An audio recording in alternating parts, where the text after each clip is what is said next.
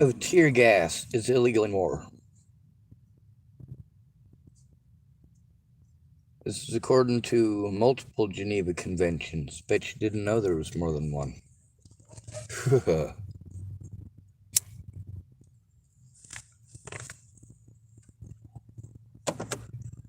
There's also NATO and the United Nations. The League of Nations into World War One. Brainchild of Woodrow Wilson. Hell of a feller.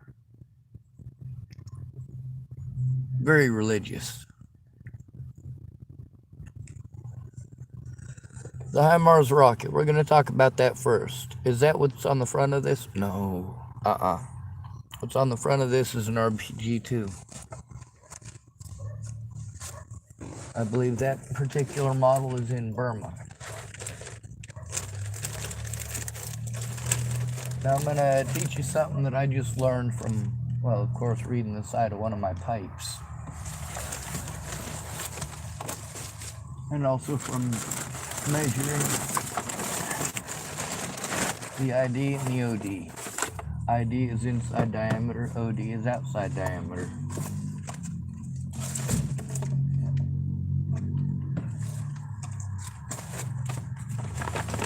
One of these pipes. Now, the original idea here was that I was supposed to help a guy to fix his fence and show him how to do it because I got a fucked up back. Gotta have the fence puller, so I needed 2 bars, one for the bent post to replace it, and one of them is the puller. It's pretty easy to hook it up. Even on my little car here, it's got a little hook area on the back that I can hook a chain to or anything of that like, and actually, because explaining to the guy that chain link doesn't just go up by itself, you have to be able to pull it, and you have to have back strength for that, and I can't do it. Nearly impossible. But that's $80, you know. I gotta try to make it up. Oh, fucking boogers.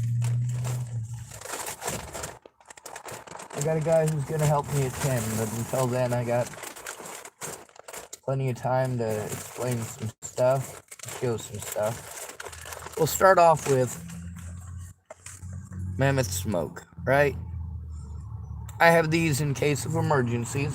I also have flares in case of emergencies. But I've never used either one because I never have any emergencies of that sort.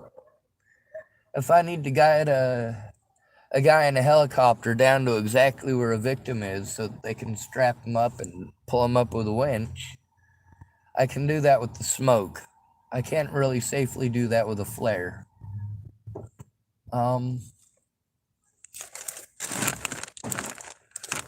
But one thing about cluster munitions, they're illegal for a reason. A cluster munition, it has to auto-ignite, and it may not do that.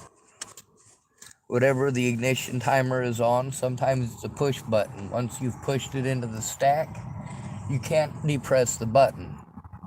If you do, then the thing is already armed because you pushed the button in to begin with. So clustering munitions, when you find them falling down, sometimes it's unsafe to go anywhere near. Now the HIMARS rocket, or the HIMARS system, they can pinpoint stuff in Ukraine. We've been seeing examples of that over and over and over again, what the HIMARS rocket does. Now it's got a bunch of tungsten and steel balls. We claim that it's pure tungsten, or mostly, but it's really a lot of steel in there. But you can see the explosion because it's a massive explosion, and then in the center of the explosion is a big old dust cloud. But all the way around it, you see a bunch of big dust clouds, and that's because the tungsten that we're firing, or that the Ukrainians are firing at our tax dollars' expenses, I'm glad they're able to defend themselves. It's worth the investment. Do you agree? It doesn't matter if you agree or not. It's still happening, isn't it? Your approval is not necessary. The United States government does what they want.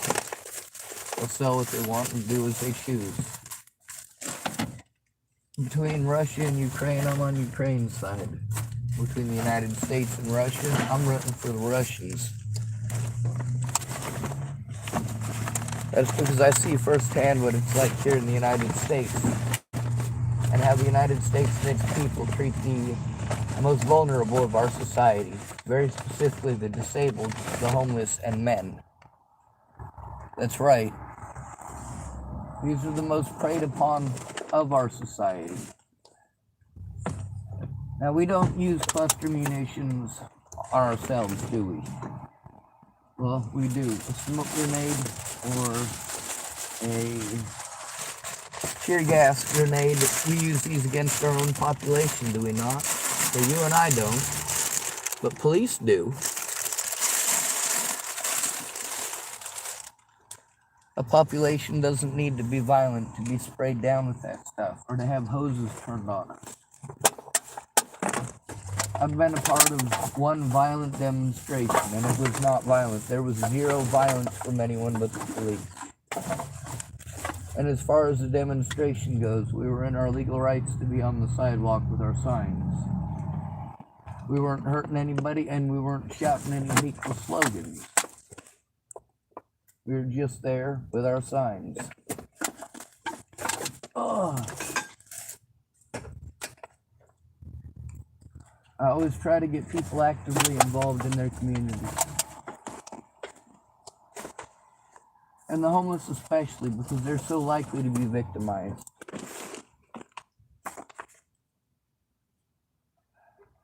Their voices aren't heard unless they work together, because nobody else is going to listen to us. And many homeless people use that as their excuse for not speaking up. Nobody's going to listen to them. Well, nobody's going to listen to you alone. That's for certain. You don't have to do it alone. Goddamn. Alright, so what we've got in the HIMARS rocket is a type of cluster munition that is legal. Now, because this right here is a smoke signal thing that I was showing you. Oh, where the hell did I put it? Fuck it, it don't matter. You already saw it once. That smoke signal, if I was to make it so that it could be dropped as a cluster munition, that could start a fire. That could injure somebody. Somebody's kid could go out there and grab it and not know what it is and look at it and get shot right in the face with a simple firework and end up blind for the rest of his life or her life. Pardon me. So, cluster munitions are banned, but only specific types. We have the round ones, right? And as they spin in the air, they arm themselves based on the number of revolutions they make. And they have specific shaped fins on them, just little bumps, basically, as ridges, to try to make it so that it spins specifically in the direction you want it to, which is no guarantee. So it might not arm itself until one of your kids tries to throw it as if it's a softball or a baseball.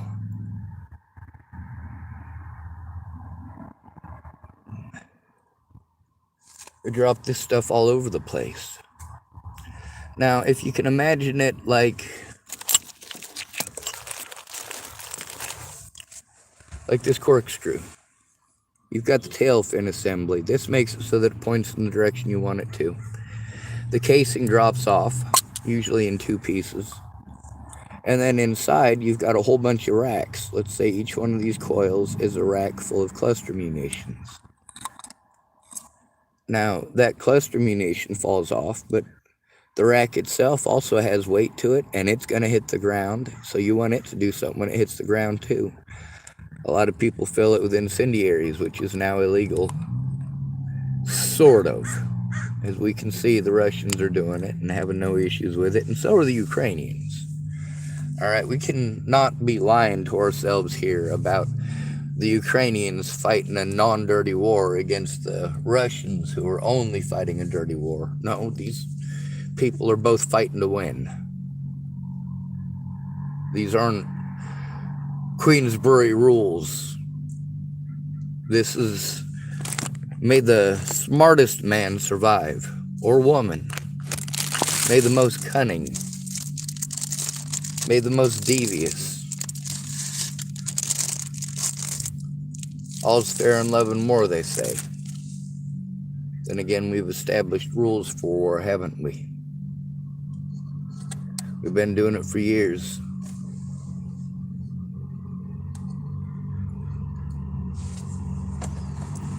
So the cluster munitions, they drop out of there, and as long as it doesn't have an explosive on it or something that's flammable or an ignition switch, as long as it's just a chunk of something, it's okay. Just no chemical weapons. Now, then we get into a real dirty business there of, isn't shooting depleted uranium a chemical weapon? No, it's actually technically radioactive.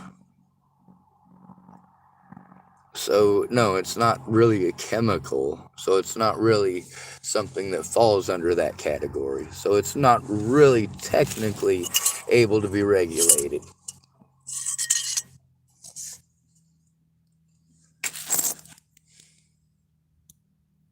All these rules, right?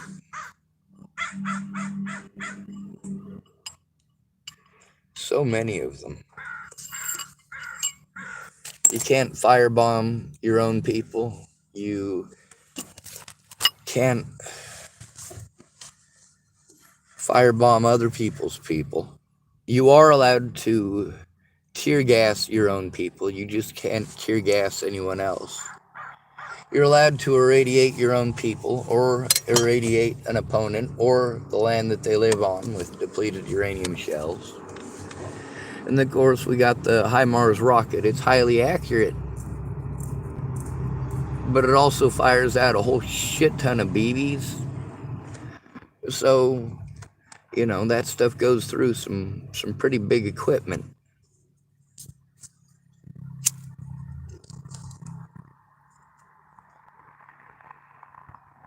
You get to see there's thousands of them. Little chunks of tungsten.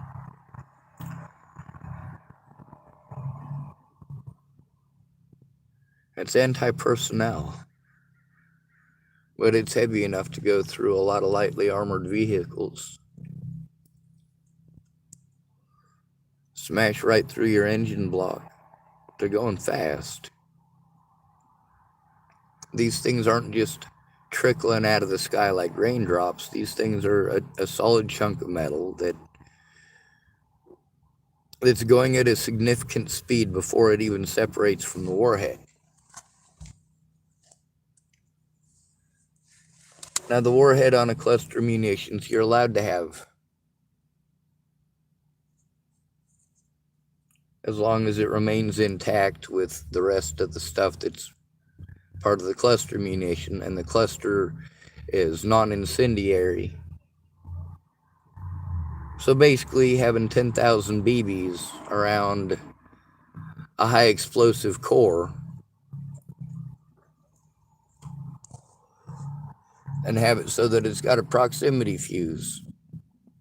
It's about 100 feet up in the air when it separates, when it literally fires those BBs out before hitting the ground. The United States has spent a lot of time trying to circumvent and circumnavigate a lot of laws that we helped to implement.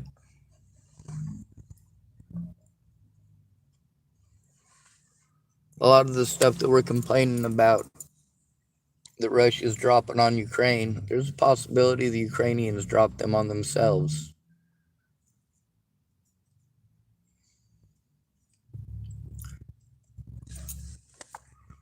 Some of them. Not intentionally on their own positions, but intentionally on their own land to halt the advance of the Russians. Using those types of munitions can be considered a war crime. and those who took part in it can go to prison for the rest of their lives for it. Be they Ukrainian or Russian makes no difference. Those munitions are banned specifically because of the human cost. Alright, now we're going to get into something that I just found today. On the front of here is the RPG-2. I believe the one that is on the front of here is in... I don't remember. One of the things about making an RPG, this is completely different from a HIMARS rocket. A HIMARS rocket is bigger than you are by a lot. It's also extremely heavy. Whereas, obviously, the thing that man on his shoulder has, it's man-portable. HIMARS rockets are full-on installations with silos. They're mobile silos, but it's still a silo. Still a missile silo. The thing comes down from the top, be it a tank or a mobile artillery unit, or one of the big ones that they're targeting right now is the forward advanced scout units.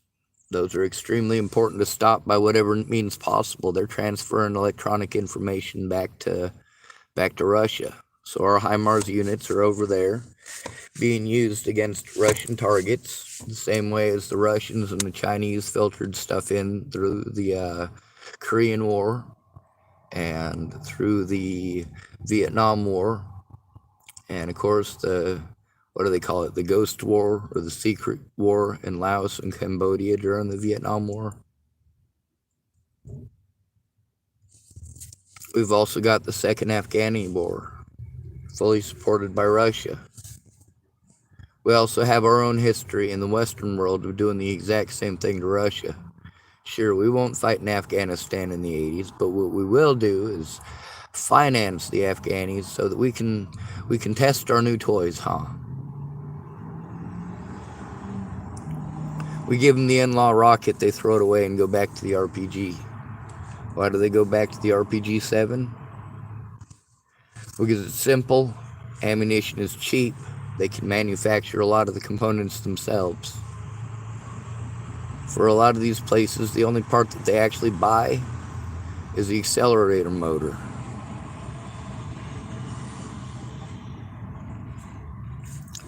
For some of these countries, the only part that they buy is the secondary motor.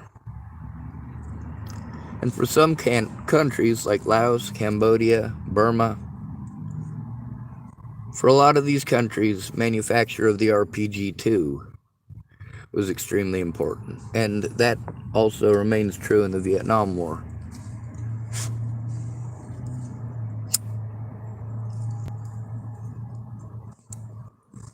The RPG-2 was highly effective in the Vietnam War, and it was made by who? The Vietnamese. One of the things about an RPG is that it's important for you to know that there's a pressure exceeding limit. Now, one thing that I've had a lot of plumbers complain to me about, that it didn't occur to me until I got this thing right here. This is part of my fence puller, and you'll never guess what it says on it.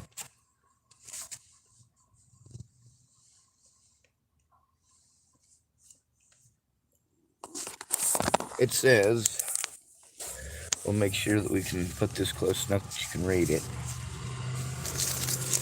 Oh, come on. Alright.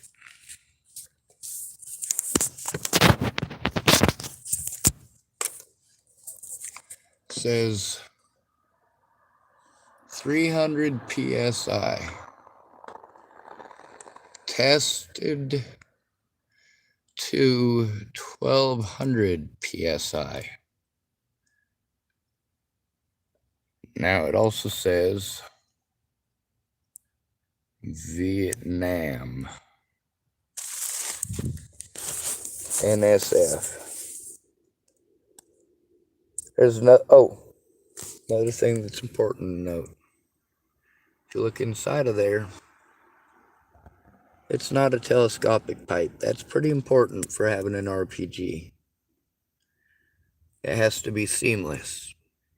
On this one, it has a seam. So, of course, if you don't care for it properly,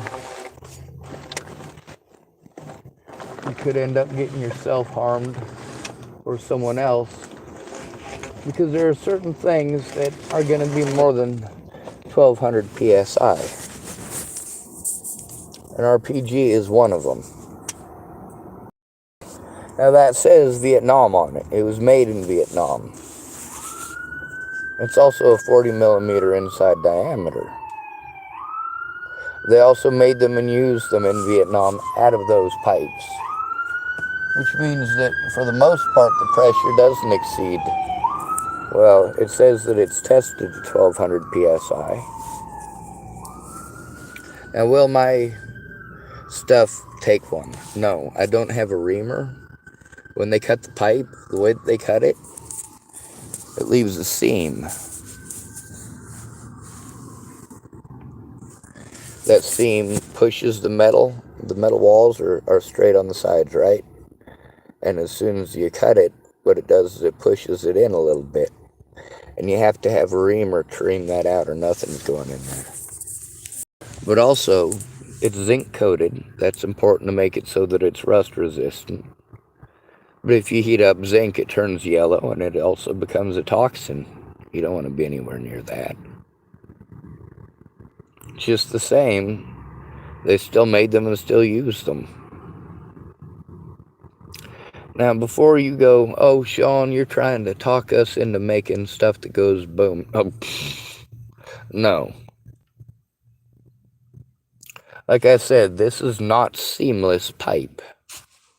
Some of the pictures that I've seen, they literally made an RPG-2, not an RPG-7. This is the simple version, the RPG-2, out of these very same pipes. They say Vietnam on the side of them and everything. This is, I believe, 1.25 inches or 1.5 inches. 1.5 inches, I believe. But it's not, that's right, 1.5 inches. But it's not 1.5 inches internal diameter. It's 40 millimeter internal diameter.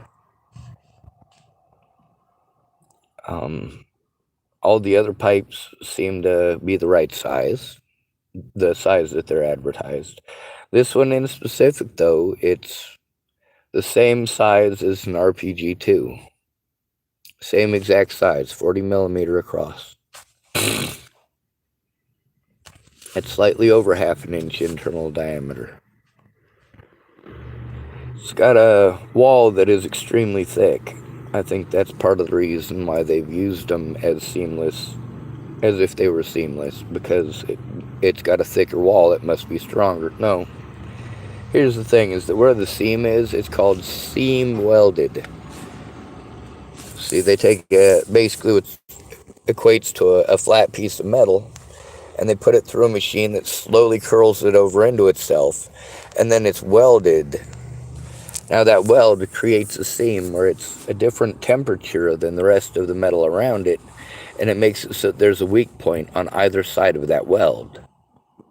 It'll break either on one side of the weld, the other, or both, and I've seen examples of both. One thing that's popular in Nebraska, people make potato cannons for the 4th of July.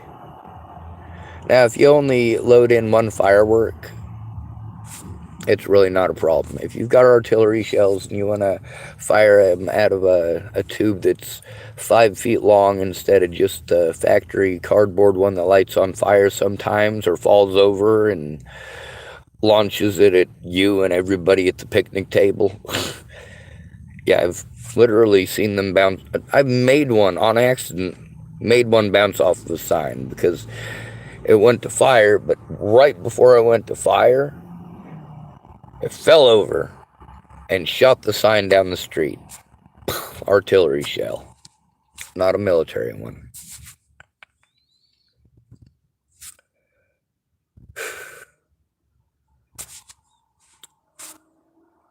I've seen what happens when you put a golf ball in one. Okay, yeah.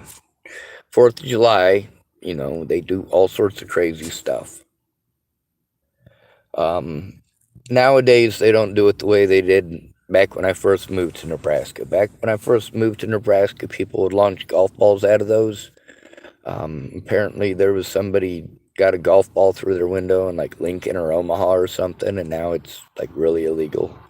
So what they do instead is they put tape over the end of the muzzle, and then they pretend like there's something in it. So you're dry firing the cannon. There's no projectile in it whatsoever. What they use today is similar to what they used in cannons back in the day: grape shot or canister shot. The anti-personnel stuff from an RPG-7 is basically canister shot. It also has a rocket projectile motor on it that is just the first stage. On an RPG-7, there's 2 stages, well, 3 stages if you count the incendiary or the explosive. The first stage is the initial rocket or the initial explosion, and it's just black powder or gunpowder or Pyrex or in some of the modern stuff it's cordite. It's supposed to store better and store longer. And then the second phase is once it's left the tube, it basically ignites the secondary motor. The first one is propellant, and the other one is basically a booster. The second one is, it basically keeps it going on a straight trajectory. And then the third stage, of course, is the warhead that's on it. Now, on the anti-personnel warheads that they use for these things, it's just that second stage, the one in the middle there, isn't even there. It's just the initial charge and a shrapnel canister. This stuff is messy. It hurts and kills people. It's horrible that people would take part in that, would think that that's okay. And I've had a lot of religious people tell me about their religious justifications for going to war and killing people, and ew, gross.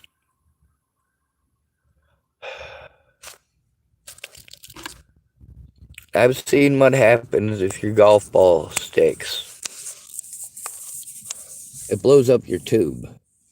That's what it does. It blows up your tube right along the seam. And literally every time that's where it's going to blow up. On a seamless pipe, it'll 100% of the time split open on the seam, on the welded seam. That is exactly where it's going to split. It's going to be nearly a straight line where it splits, but it's going to warp it. You don't want that. Now, they were showing some of the statistics of how long an RPG-2 lasts. The Russians apparently made them from 1954 to 1961. Or 1963, sorry. So less than a decade the Russians produced them. If you see some that have Russian stampings on them, they're generally worth more money than any of the other ones that are made, because the other ones are all knockoffs. He's made RPG-2s. There's countries like Burma where different tribal groups within the nation produce RPG-2s because they're simple. But the thing is that this tube here from Vietnam is literally the stuff that some dumbass would think that he could fucking make something out of. And the reason that I was looking at that is because the picture on the front of here. I was looking at that and I went, you know what, that looks not painted, but galvanized. That looks like exactly what it is that I have here. And then I think to myself, I wonder if that guy's still alive. The figures that they were showing for an RPG-2 An RPG-2 could shoot up to 200 rounds. That's pretty significant. That's quite a few. But you couldn't fire 10 rounds in succession on it. The tube would blow up. It would literally kill you. You would get killed by your own weapon. With a seamless tube, they got a maximum of 2 to 3 shots. They made them super cheap in Vietnam for a reason. The average soldier only had 2 to 3 minutes of life in him as soon as he was actually what's called positively engaged with the enemy, the United States troops. As soon as the North Vietnamese were positively engaged with American troops, they had 2 to 3 minutes to survive. That's long enough to get 2 to 3 rockets.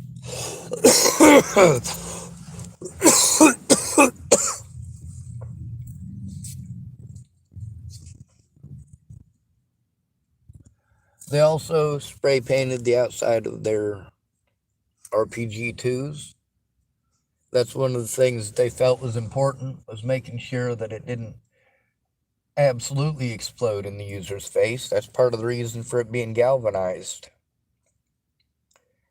They didn't worry too much about EPA regulations back then. See, when America decided that it was going to use those butterfly mines, we invented those. The very mines that we're saying that Russia dropping them on Ukraine is a war crime. America literally invented those mines. And the American version looks a lot more like a toy than the Russians do.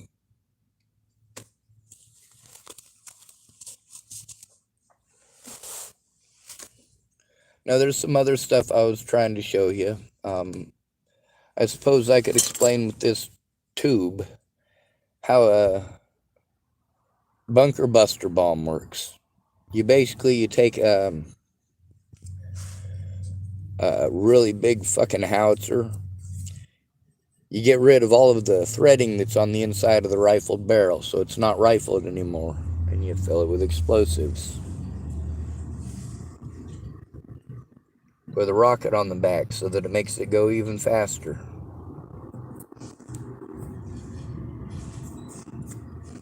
Put some fins on it so you can make sure that it hits exactly where you want it to, and you make those fins so that they will shear off. That way it decreases the amount of drag that it's going to have to go through when it goes through something like 7 meters of solid concrete.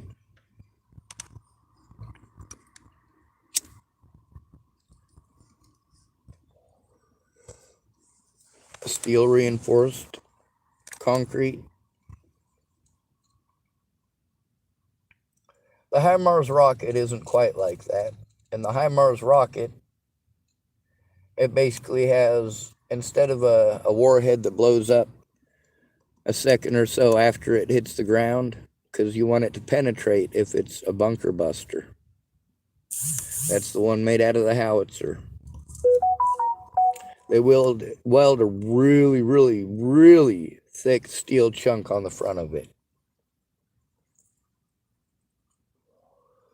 On the HIMARS, instead of that happening, it's basically a propellant charge that blasts out a whole bunch of little steel pellets or tungsten pellets. And then when it impacts the ground, it explodes.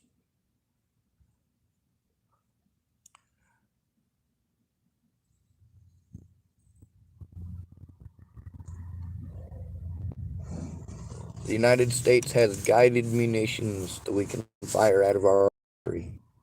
That includes cluster bombs, or cluster munitions. It's not precisely cluster munitions that are made illegal.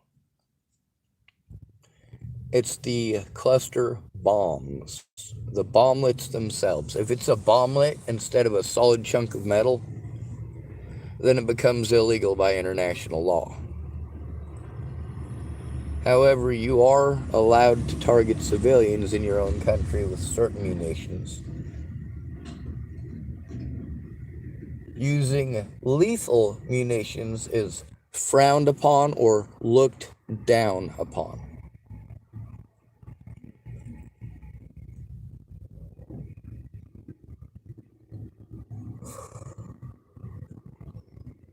That tube right there, with the amount of propellant that's in an RPG-2, that's what it is. It's not an explosive. The black powder isn't an explosive, it's a propellant. But the chances of it blowing up on the first try are absolutely astronomical. When you say an average of 2 to 3 shots, and that's it, during their best period of time manufacturing their own RPG-2s, the Vietnamese averaged 3.5 shots per RPG before it blew up.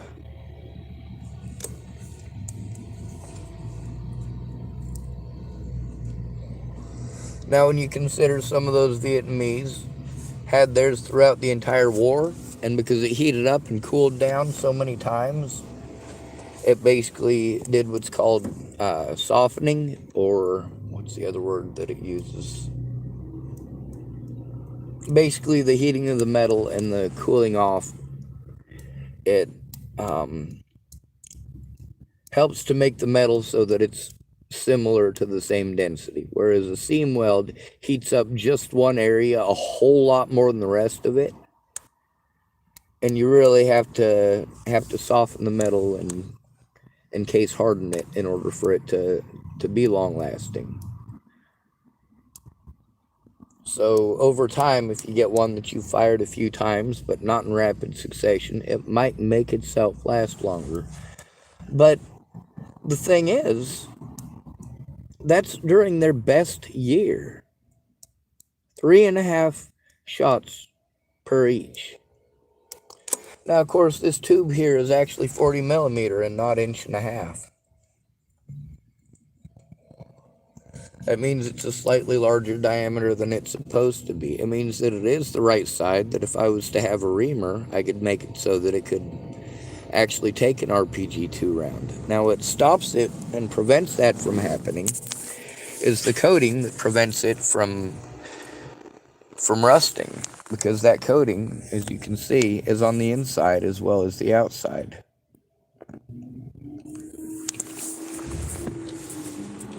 It's a fucking tube. How do you stop somebody with a tube?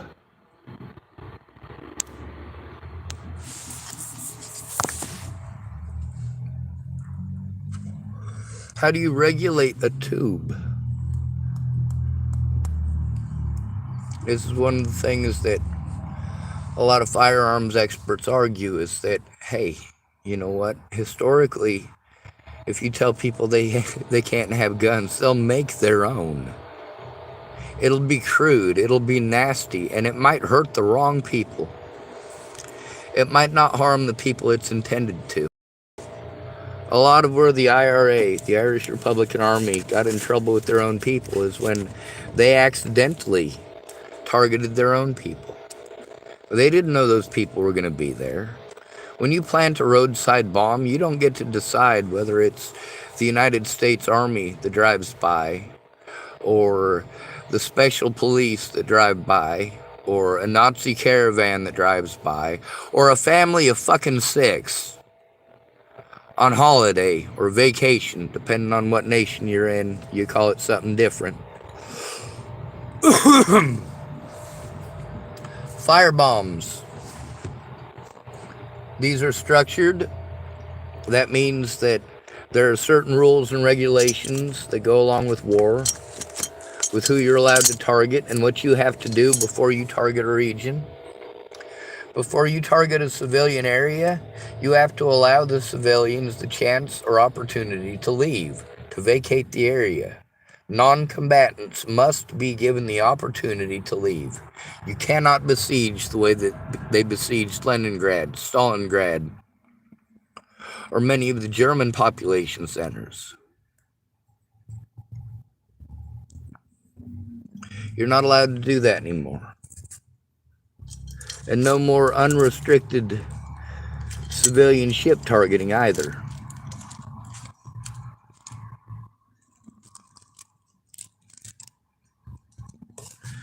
These are considered war crimes now. When we go to war with a third world country, Russia gives them toys to use, so they can see how well it works in the arms of insurgents. That also gives Americans an opportunity to counter it before the next war. We test out our toys in different countries where Americans don't even have to be involved. Do we have American boots on the ground in Ukraine? Yes, we do. But they're not U.S. servicemen. Some of them may have formerly been, but they're not now. They're Ukrainian servicemen.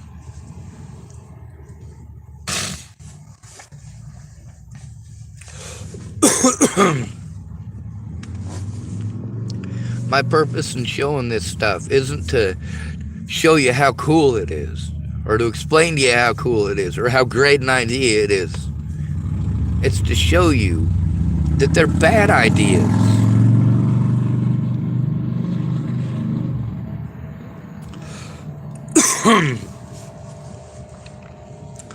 A lot of the videos that I watch about this stuff, because a lot of my friends seem to live in fantasy video games about how they'd take an RPG and blow something up. No, you wouldn't. You don't have an RPG. If you tried to make one, you'd fuck it up and you'd probably kill yourself.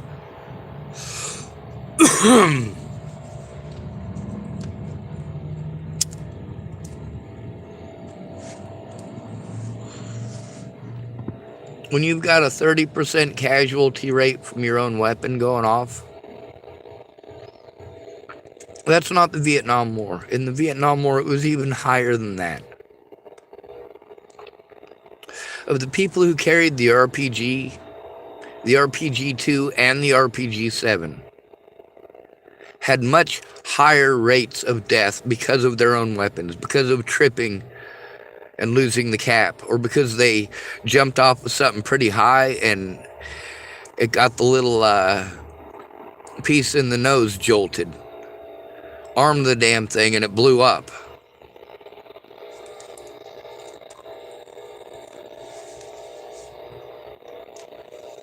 Or they drop it. Or they trip and fall and part of their backpack hits a tree. Boom! That's it. That's the end of your bad day. That's an explosive going off with two other explosives right next to it. So all three of them are going up. And it's not just taking you out. I mean, it's strapped to your back. Your head's coming off. If it's not completely smashed into absolutely nothing, because you've got a shape charge going off right next to your head. One of them, if your head is tilted backwards, is pointed right at the back of your head. If you look up too fast and you smack that backpack, there's a possibility it might go off. It might explode. Because you were wearing a helmet and you smacked your backpack with your helmet. And that takes out the people around you as well.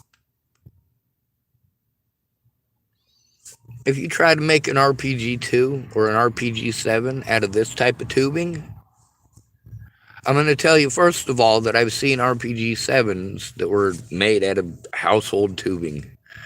That's what they were called in the little thumbnails, household tubing. And guess what? None of them worked.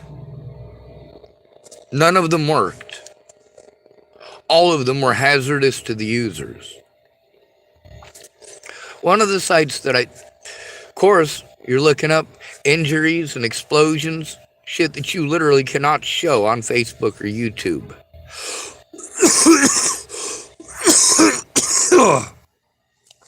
Gory nastiness.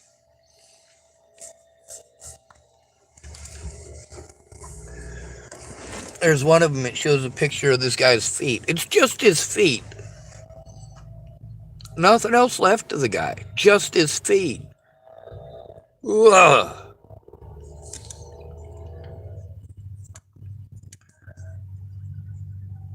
That was from an accidental explosion from an RPG-7.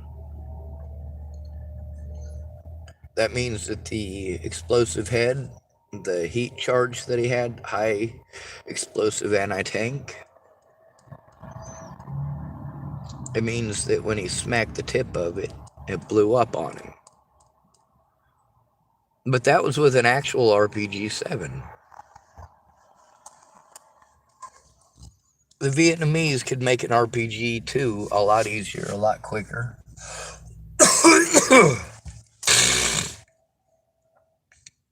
They had people cutting the sides of the RPG-7 trigger housing, cutting the sides with hacksaws, making them with a hacksaw and a file.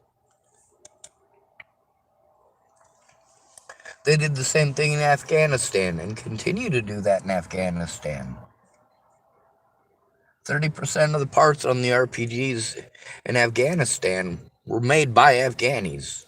A lot of those weapons have been there for years. They've been there since the Russian occupation in the 80s.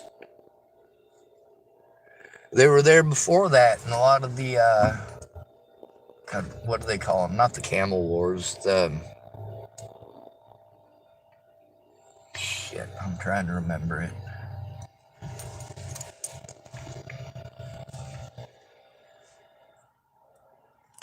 A lot of people are confused by the HIMARS system because they say, well, I thought cluster munitions were banned, and, you know, we can't be giving that stuff to the Ukrainians, any of our cluster munitions that have explosive bombs in them, because, of course, that's for targeting civilians, and because it leaves between 10 and 30% of the ordnance unexploded to be later on found by somebody else. Between 40 and 100,000 people per year are maimed or killed by unexploded ordnance. That includes landmines, RPG shells. It includes bombs from World War II, stick grenades, hand grenades. A lot of that stuff, when they find it, they got no choice but to blow it up in place.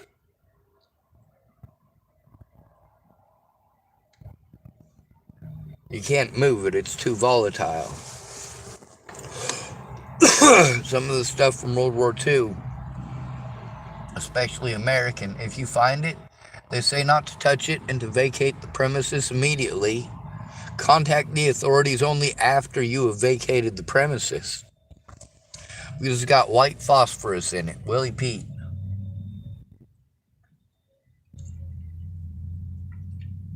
As soon as white phosphorus touches oxygen, it explodes.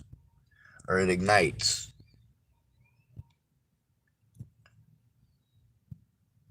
You don't think about the long-term effects. What you think about is how cool it was in a video game. When you talk about what you do to pedophiles and rapists, it's because of something you thought was cool in a movie. Then again, do you guys actually go after child molesters and rapists, or do you just talk about it? How do you go after them? You talk about how you'd shoot them, or how you'd beat them up, or how you'd kill them.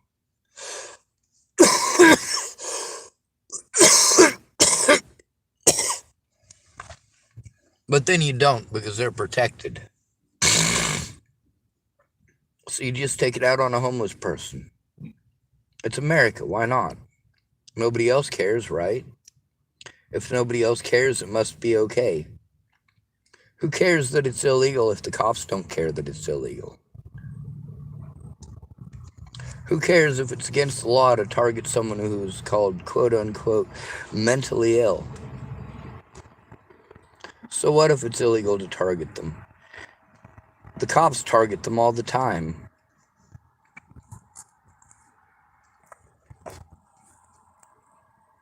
You get to see how I do stick up for a lot of the drug addicts, even though I know the chances of them and the likelihood of them ripping me off, taking advantage of me and the like, making empty promises and expecting me to believe them, even throwing tantrums if I don't.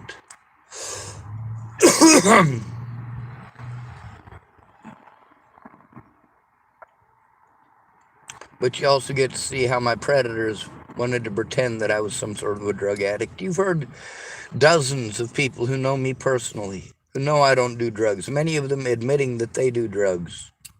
Some of them even recorded on my channel doing drugs.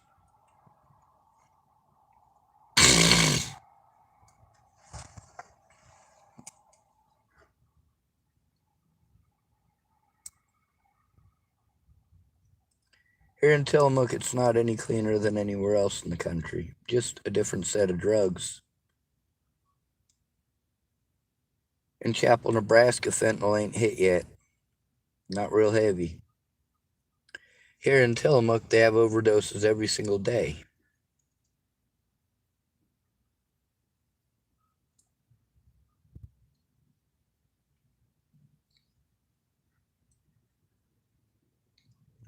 There are people being bullied to death out here. And we're told how happy we should be, how glad we should be to be Americans. Really? Americans live on paper. Whatever pieces of paper say shows who you are to the rest of the country. If the pieces of paper say that you don't pay your bills, they don't show what your circumstances are. It just shows that you didn't pay your bills, whether you owe those bills or not. I've got bills that were never my bills.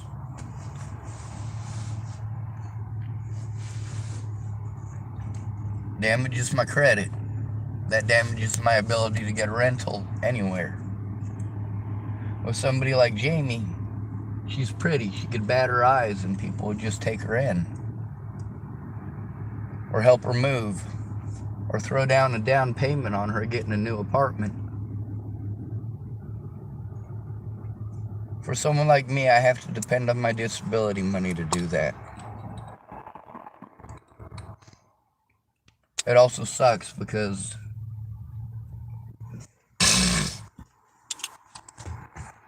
I have physical disabilities, and that's why I got my disability money. It's not because of autism. It's just that the autism part is the part that people victimize me for, that they use to get away with harming me. When I'm overwhelmed, they just pretend that I'm crazy. Oh, he's just crazy.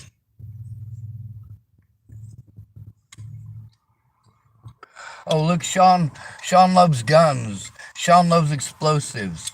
Sean wants to see the whole world burn. Sean wants everyone to hurt, blah, blah, blah. No, the fuck I don't. I want you to understand. I want you to understand.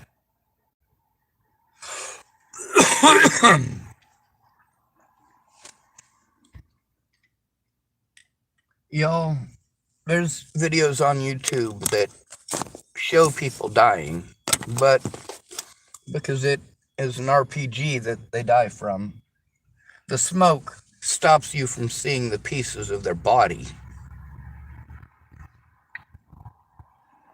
And you can see those on YouTube because it doesn't show the actual death. That cloud of smoke, that means they're already dead. That means that in an instant, the only reason that it's allowed on YouTube is because it's not high definition enough, and because it's not a slow motion capture.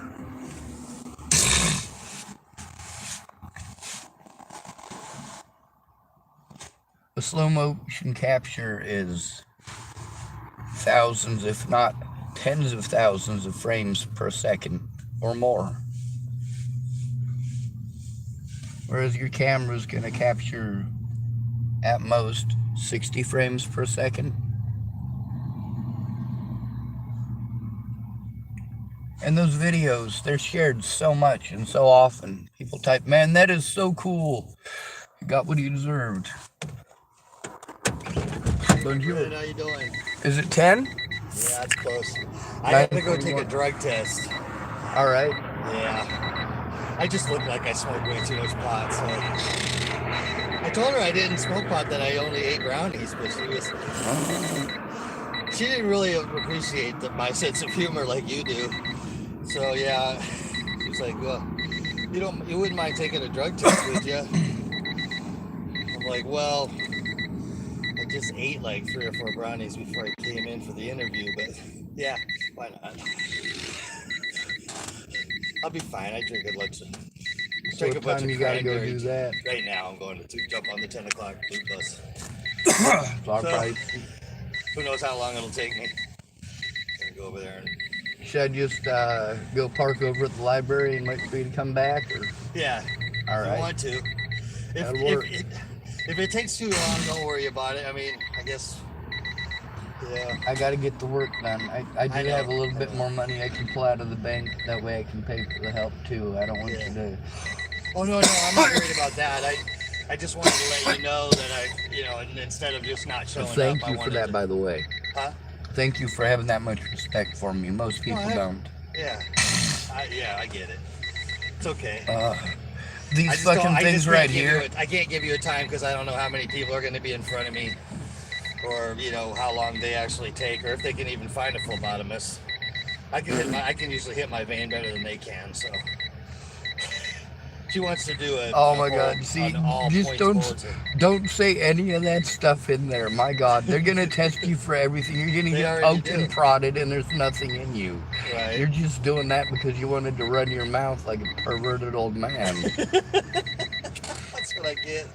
That's right, poked and prodded. You're lucky that they don't insert a thermometer rectally and tell you those suppositories. Well, I'll tell them they can't do that because there's a chip that the alien put in there that blocks that passage. Oh my God, dude, you have spent way too much time with Nick. I saw you two talking to each other. You should. I'm glad you did a good job. You were smart. He actually was speaking pretty good last night, so I actually gave him an hour instead of 30 minutes. So that was probably a mistake. But eventually, it all goes around to the same thing, alien abduction and Sasquatch. I was trying not to blurt out to you yesterday, dude, I have to piss again, because you got long-winded, and you know me, I'm long-winded too, so it ended up both of us being talking, and I'm like, all right, I'm gonna have to grab myself and hold the faucet shut.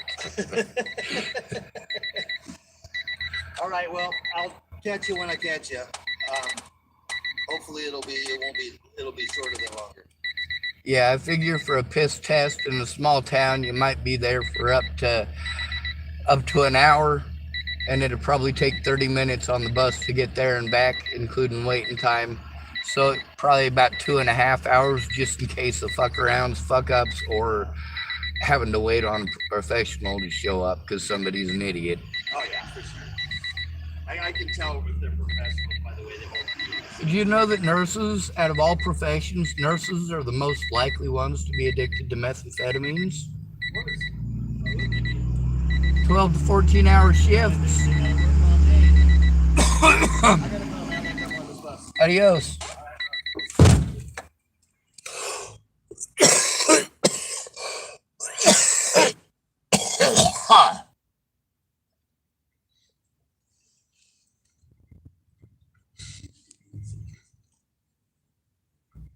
Now, of course, for Halloween, could I make this thing look like an RPG too? Absolutely, I could. I could even take some of the other crap that I have here and glue it together and make it look like something like that. And for Halloween, you can partially get away with it, especially if you have a bright orange tip. You put a bright orange tip on it and it makes everything okay. Unfortunately, like I was saying with drones, I was telling you it's a good thing that terrorists don't pay attention to my Facebook. Next thing we know, there's people who, I'm not saying they paid attention to my Facebook. I'm saying that with modern technology, it's a no-brainer and it was going to happen. Using drones to drop munitions. This is why the Ukrainians want our cluster bombs.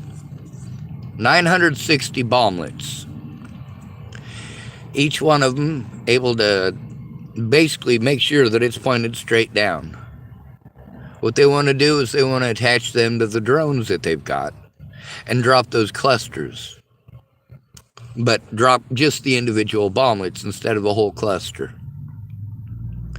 Russia wants to flex and say, oh, well, that's a violation of international law. And it kind of is. Kind of.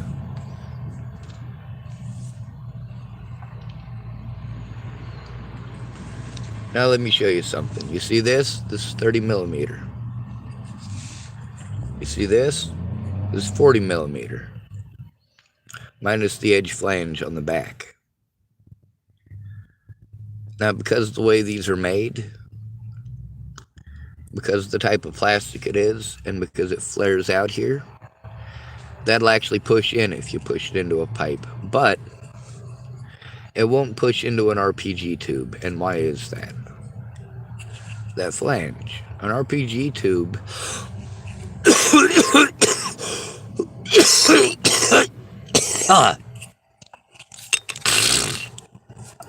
the individual sections have a cap that also has a piece attached to it that's even smaller that comes off of it. The reason for that is because the different pieces thread together. There are people today who have civilian legal rocket launchers. Not as a destructive device either. As a black powder rifle. Now, if you look at these two right here, they're slightly different shaped, aren't they? One of them is obviously bigger than the other. This one is exactly 40 millimeters diameter, and it would fit inside the tube if I had a reamer. But the caps that are on the base of them, those caps aren't meant to be slid into the tube. They're meant to be too big to be slid into the tube because it's not going to work with the cap on the end of it. It will not function. It becomes dangerous to the user. So the idea behind the safety cap is that, number one, the primer is not open to be smacked by any debris that you might happen to have around you. Number two, it prevents you from being able to slide the thing into the tube with the safety cap on. God, I am so fucking nasty and snotted up. Where the fuck is my Kleenex? Now, one of the pictures that I saw, one of these exploded. That's right, exploded. The whole side of it came out. Now, luckily, the one that they were showing, there's two sides. There's the side that your head is on. And then, of course, you've got the tube itself. Now, if the seam is on the inside, like I said, 100% of the time, when it has a structural failure, it's going to happen on the seam. If that seam is facing your head, it's going to damage you. Your life will be over. No ifs, ands, or buts about it. An RPG-2, that piece of wood that's around it becomes shrapnel. That's a heavy, heavy piece of wood, literally right next to your head. You are not going to survive that. Luckily, the guy that happened to have this particular one, the seam was on the outside. It was facing away from his head. So when it exploded, it opened up here. And it pushed it into the side of his head. Bent it around his head. Crushed in his eye socket. Crushed his nose. And crushed in part of the side of his skull. Gave him really bad cauliflower ear, too.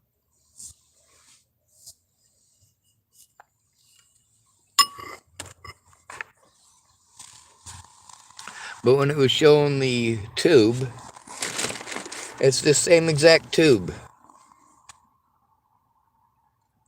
It's one of the ones that's made in Burma. They must get their tubes from the same people that we do here in the United States. Apparently, we're getting our galvanized tubing from Vietnam. When I'm showing you all this stuff and you're thinking, hey, I've had a great idea. Oh, I could do that myself. I could do that myself. No, no, no, no, no. It's not seamless. In order to make this thing right here, so that it could even accept one of those grenade rounds, the whole inside of the pipe would need to be reamed to get that coating off of there and to get the seam off of there, because while the seam is there, it's not even going to allow a 40 millimeter round in there because it has to be, well, basically hermetically sealed. It's, or pneumatically sealed. I mean, there's an amount of pressure that you're going to want to have build up behind it and push it out. And if that pressure is allowed to just vent around the sides, you're not going to get nearly what you want out of it.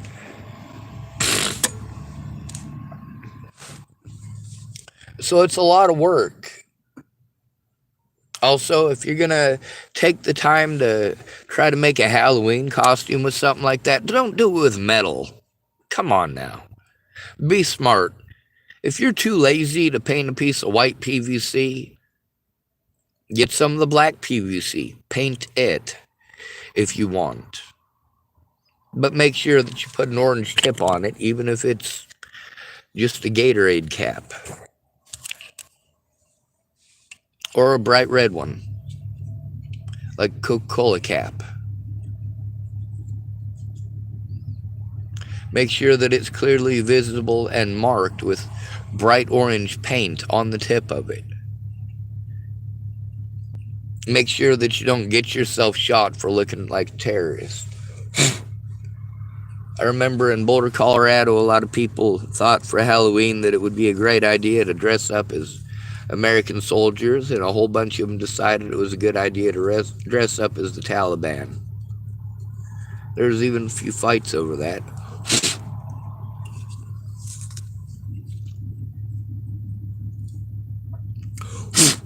How dare you dress like that after 9/11? How do we know if you're not a real terrorist?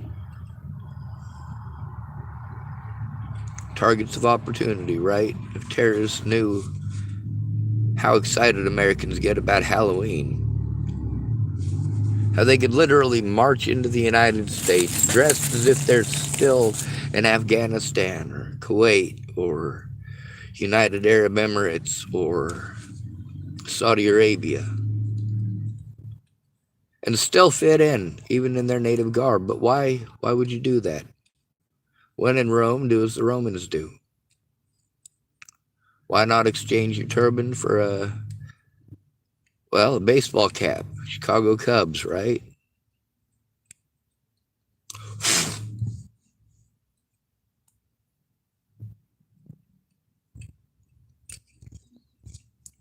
A lot of the videos that I post links to are the ones where people talk about the reality of it.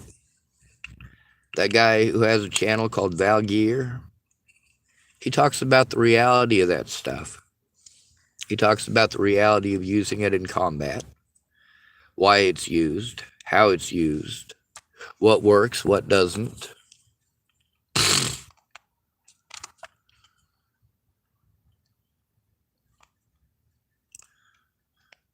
Of course, Craig has got to go do a UA. Because he was running his mouth. Man. Reminds me of me.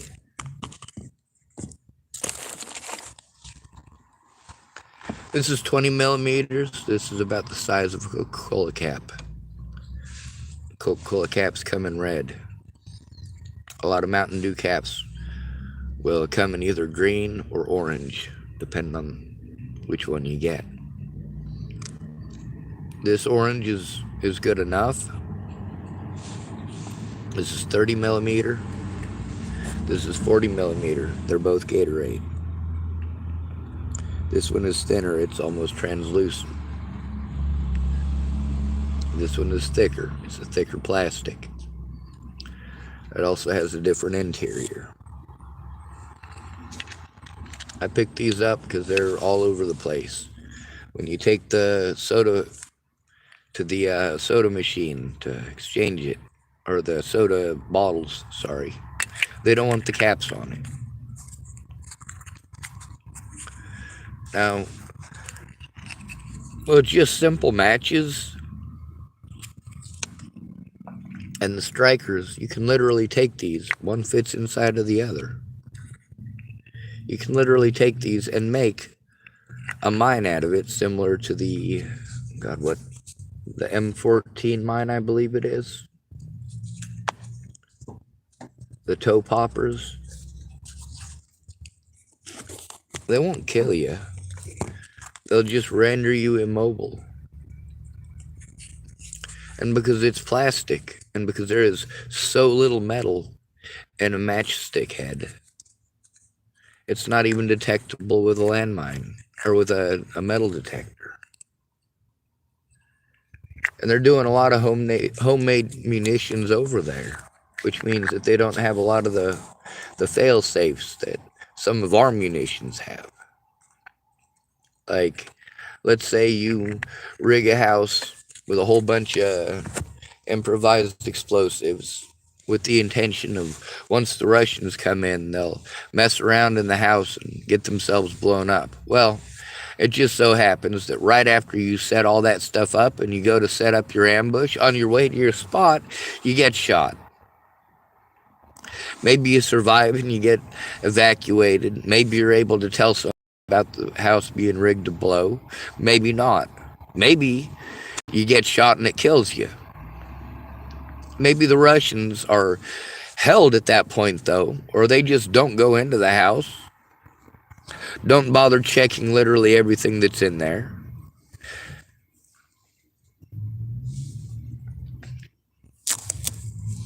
But you're dead. You don't get to tell anybody how you rigged it or where the explosives are. You can't demine any of it. And let's say the family that just fled there finally gets to go home. And they get to their house, and they end up dead because somebody who was well-wishing. See, it is well-wishing in their frame of mind. They consider themselves either liberators for one side, or for the other side, freedom. The Ukrainians see themselves as freedom fighters. The Russians are told that they're liberators. They have RPG-2s there. Ukraine used to be a part of the USSR, and they fought against the Russians. When, though? Not until the 90s, and then 2014. When they lost Crimea. Now they're fighting again. But they used to produce the RPG-2 and the RPG-7. And although there have been reports of RPG-2s floating around or laying around, basically just there as a presence, yes, we have them. We don't use them because we don't really need to, because we have plenty of stockpiled RPG-7 ammunition because, well, we used to be Russians, and we have all of the tooling because it's Kiev. It's Kiev. Much like the siege of Moscow, it didn't get to become a siege, did it? Tanks were literally rolling out of Moscow factories onto the front lines, unpainted, shiny metal coating and everything. Congratulations, we just got done with the tank. We put the last bolt in 5 minutes ago. We put gas in it 2 minutes ago. Here's the keys. Now go, go, go. Ukraine has an abundance of weapons as far as small arms goes. And as far as the RPG, why is it they want so many of our shoulder-mounted rocket systems? Because they're actual rocket systems, actual shoulder-mounted missiles. It's completely different. The Javelin, it comes in from the top and explodes above the target. Yeah. The HIMARS rocket, same thing. The projectile goes on a big arc and comes down over the top, right into the top of whatever it is they're shooting, and you can see that the clouds of smoke that are coming up around it from individual impacts. There's thousands of them. It's at least 100 yards wide. I mean, it's a lot of area that covers.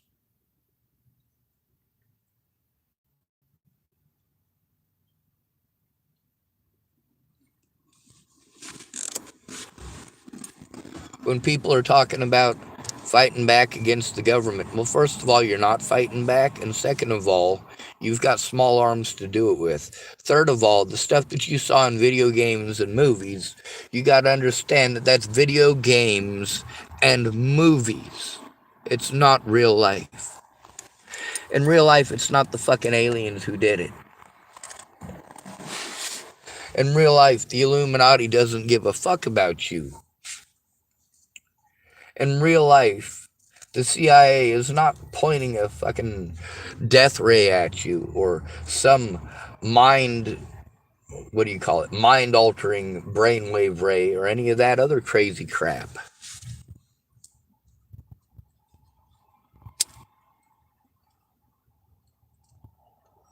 At the end of the day, people's motivations are simple.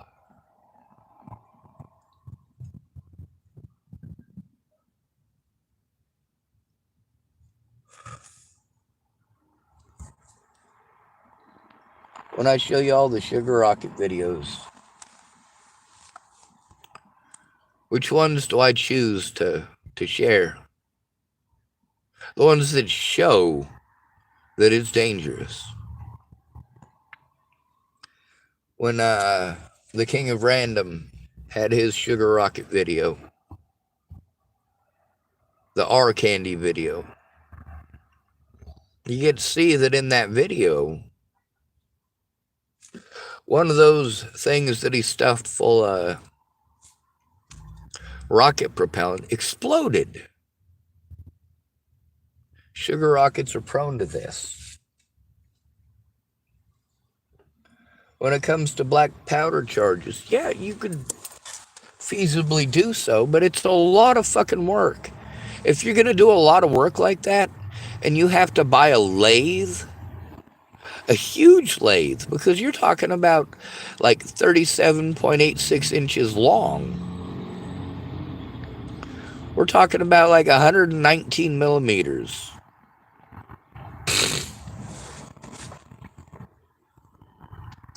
Sorry, 119 centimeters. I mean, this is pretty long. You need a lathe that will allow you to run a reamer all the way through the pipe and back out again.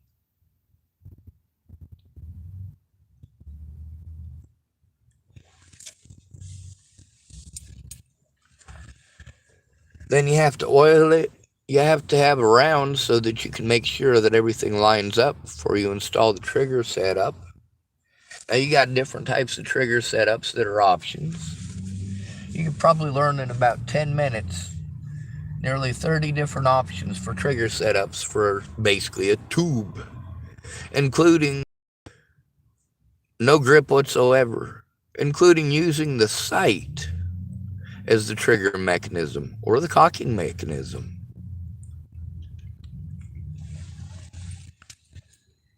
A lot of the components are made out of plastic nowadays.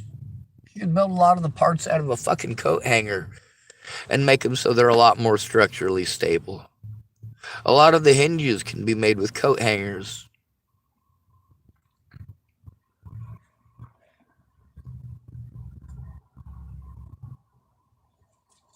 A lot of this stuff is made to look more complicated than it really is. If you look up... Oh, tap to retry. If you look up the Davis recoilless gun, 1910, it's literally just a tube. That is the father of all RPGs right there. The Davis gun, 1910.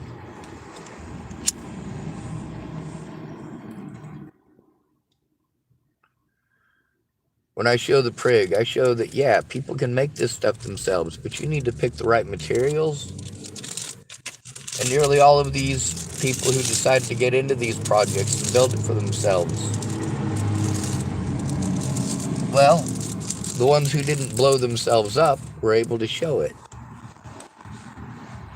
But a lot of people end up blowing themselves up. A lot of people end up in the emergency room because they tried to build some sort of fancy schmancy explosive and ended up hurting themselves or others. And then they got to come up with a cover story. Like, oh, well, I forgot that I had the black powder in one of my containers and I set it too close to the stove and it blew up.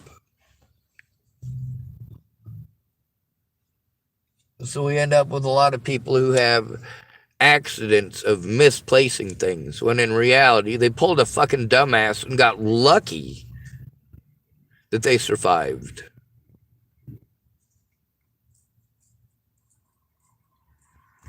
They were lucky that they could tell the story.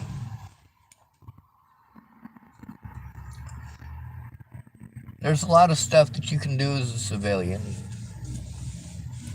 but you gotta understand that the difference between that piece of pipe there, it's about $30 worth of pipe altogether. And it's 4 feet long. I mean, this is longer than an RPG tube by quite a bit. That's going to be the fence post, and the other piece that's a smaller diameter was going to be for the fence post puller. Now, kind of the idea behind it was that because the diameter of the fence is already there, this piece right here, I'd be able to, if he's got the stuff to do it, he can hack it off where it's bent, where it's crimped. We can slide this tube inside of it. It will go full length, and it's thicker than what he had there because he had the really thin galvanized, like super thin fence posts, and you can't have that on a corner post. It'll bend in. So with it being set the way that it is, as long as he cuts it off, both above and below where it's got that crimp, this tube will literally slide right in there. He can slide the other one right on top. It'll leave a little bit of space, about that far, in between the two pieces if he wants it to remain that it's at now, which, I mean, it can afford to lose a full 4 inches, and that's about where the crimp is. It's not like it's completely bent in half and crimped the entire thing out of shape.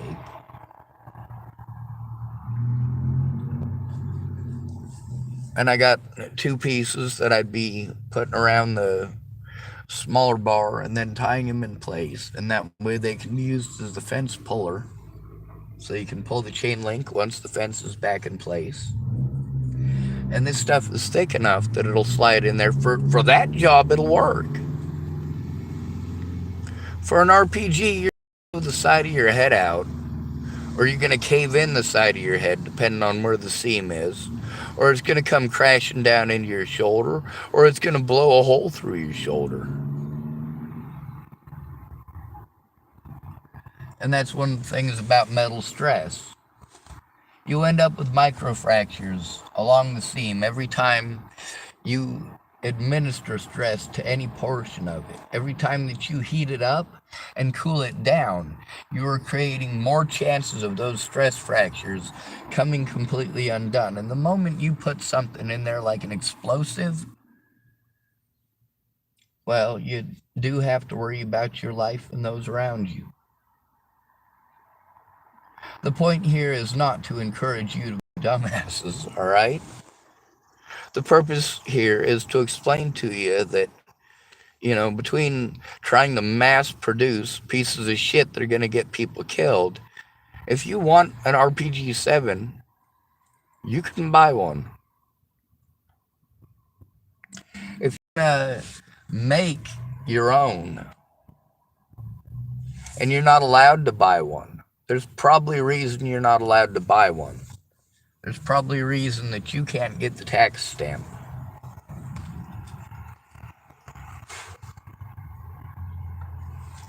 There's probably a reason you're not allowed to own a destructive device.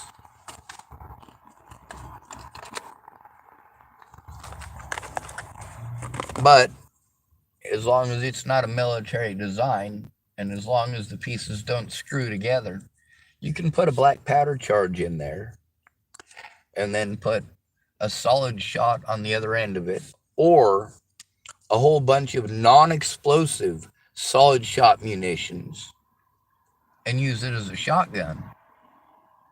But you absolutely cannot take a demilled receiver, remilitarize it, and then use it. That's a whole bunch of different felonies. Even if you put in your own homemade ammunition that you have to load in 3 different sections, literally, in order to make it function. It's kind of like the idea of, well, I've got an M16, right? But as a felon, I'm not allowed to own an M16. Obviously, I'm not a felon, and I'm just saying for sake of argument. A person's not allowed to own an M16, but if he makes his own ammunition, like, takes a regular shell off of a 223, which I happen to have a whole bunch of them I picked up over at a dude's house to just throw them all out on his lawn and in the street. Drill out the back end, put a regular percussion cap in it, and put black powder in it, and all of a sudden you can fire it out of an M16, right? No, wrong. First of all, you're going to foul up the whole thing. You're going to make it so that it's unusable. That stuff is really damaging to the inside of the barrel. It also doesn't have the same get up and go to it. So it's not going to cycle properly, if at all. If it does, it's still going to get gummed up within 5 shots, guaranteed. Which means if you get a total of 5 shots out of it, you're still going to have to take your entire rifle forend all the way apart. Which means a lot more work than just field stripping it.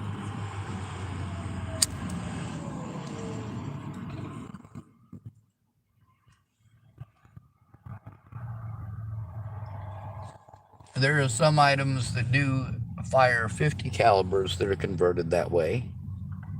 Now, how does that work? Well, there's a half-scale Hotchkiss revolving cannon that fires 50 BMG.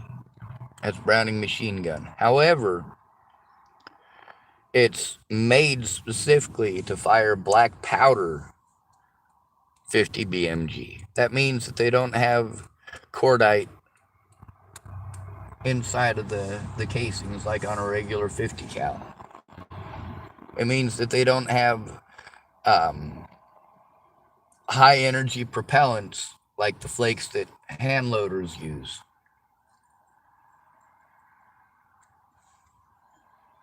What it means is that it literally uses black powder. That's a combination of saltpeter in a certain percentage that I'm not going to tell you. You can look it up for yourself. But it's a percentage of saltpeter, charcoal, and potassium nitrate.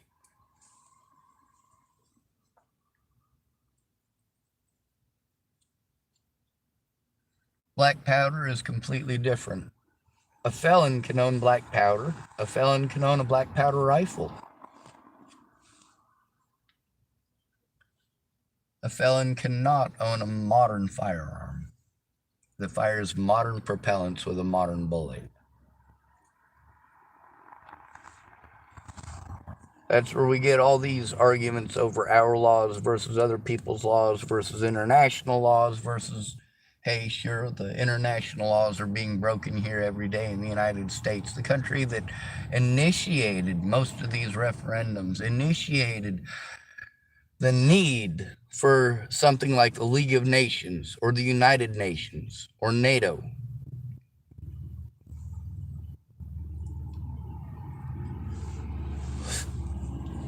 The so-called militant policing organizations. The League of Nations didn't have that.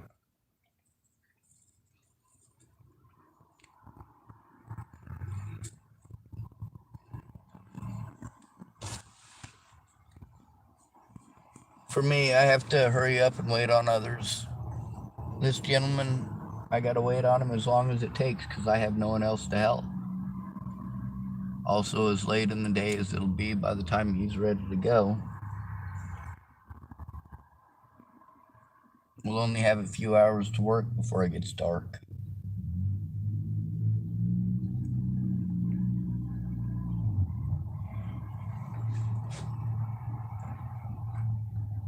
We messed up pretty good yesterday not following instructions. I don't hate him for it. I hate the amount of work that it makes for me. It's a total clusterfuck.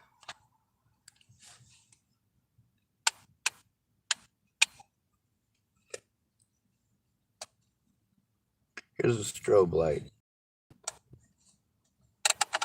Don't have a seizure.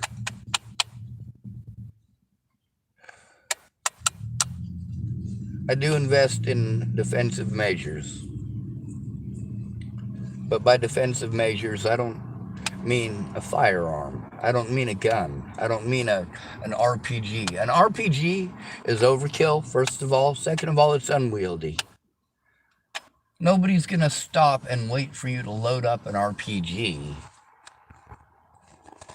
And, of course, if you're walking around town with a 47-inch long piece of equipment, 46.67 inches, something like that, fully loaded.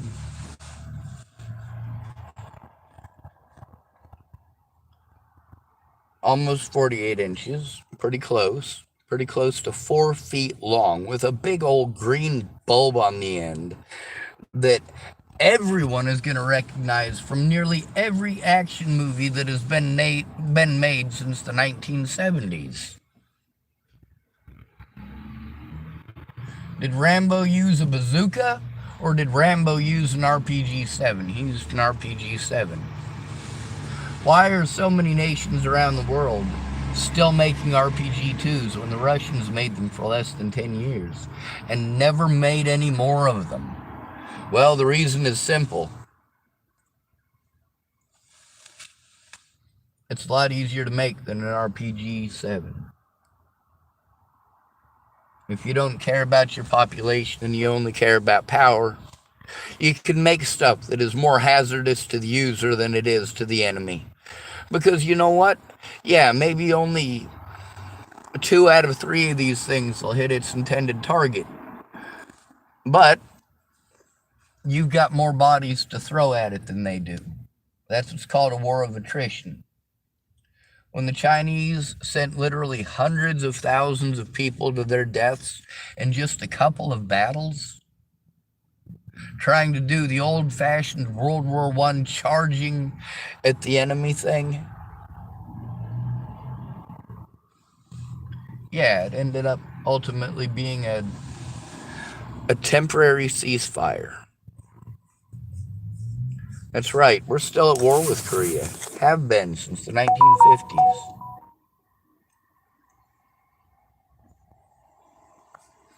Oh, we got another notification of a female teacher raping a boy. This make what, 39 or 40 this year. Female predators in teaching positions are far outpacing the men. It's now over 12-to-1 ratio. 12 female predators arrested for actually having sex with their students, for every 1 male educator who does the same. Meanwhile, people don't trust a male educator. And also, every girl knows that if she doesn't get what she wants, doesn't get the grade that she wants, she can say, "Oh, well, you looked at me funny. I thought he might try to touch me." It's scary to be a man. Especially if you're not rich, if you're not good looking.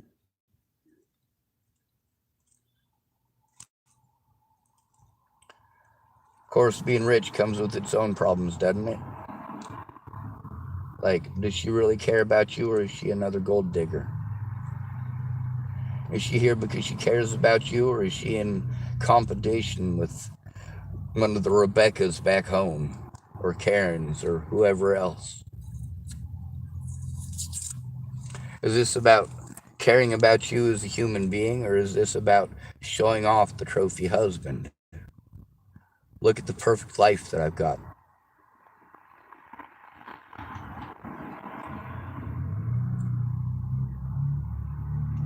There are a lot of nasty people in the world, and that's why we're supposed to have a court of law where everyone is represented, actually represented. And public pretenders don't represent anyone but their own selfish interests.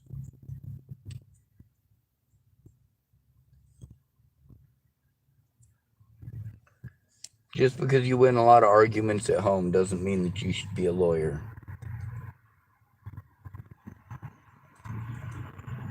Just because you're able to talk over people doesn't mean that you should be a lawyer. And if you're a public pretender, you are in one of the most disgusting and disturbing job occupations, careers, whatever you want to call it, because you know it's just a stepping stone. You know you're going to try to move on to something else that pays better.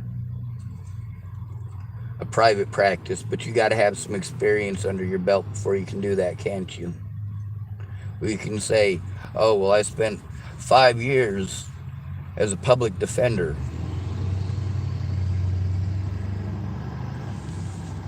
And then you get a partner and you say, combined, we have over 10 years of experience.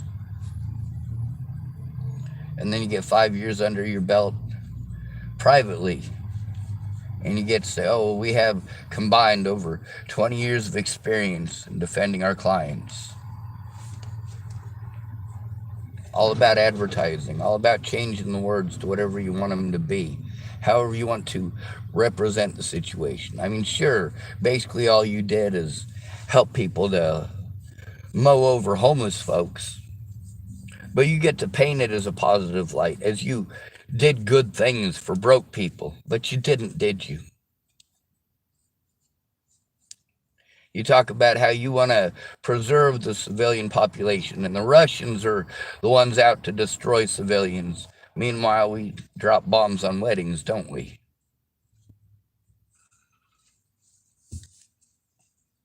Yep. Killed 140 people at a wedding with a badly placed bomb. Oh, there were terrorists there. We were just going after the terrorists. Well, to them, we're the terrorists.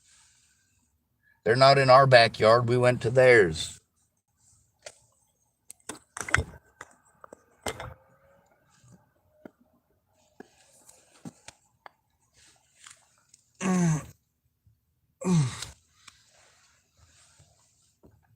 I was trying to find something to show you as far as the difference between a HIMARS rocket and one of the rockets used in Vietnam. In Vietnam, they had a orange dye so they could tell if the cluster munition rockets fired. It wasn't an orange dye. It was a chemical weapon. Now, what is the name of that chemical weapon? It's called rust. Rust, that's right. You give people tetanus, they get lockjaw. It doesn't just happen to their jaw, it happens to their joints. You should look up what tetanus does and why it's important to get a tetanus shot.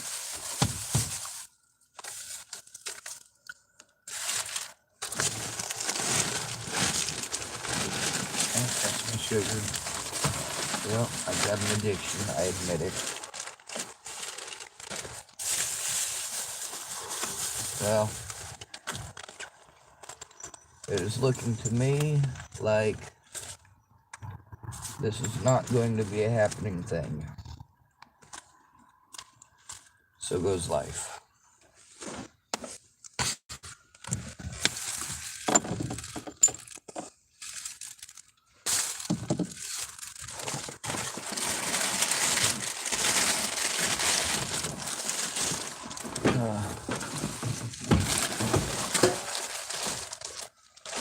lot of people think that it's a good idea and go, oh, I could do that myself, and they don't get into the actual important dynamics of the situation. Like, you may think it's the same size, so it'll automatically work. When it comes to rockets and explosives, please don't think that way. We're not talking about just a little bit of explosives. We're talking about ounces of explosives. Not grams, but ounces. That's a lot of explosives. Oops.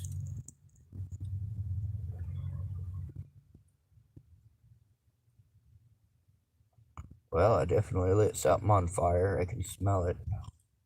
Oh, it's my sleeve.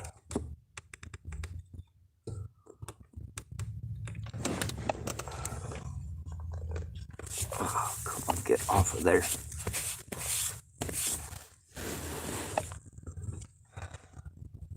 It happens, right?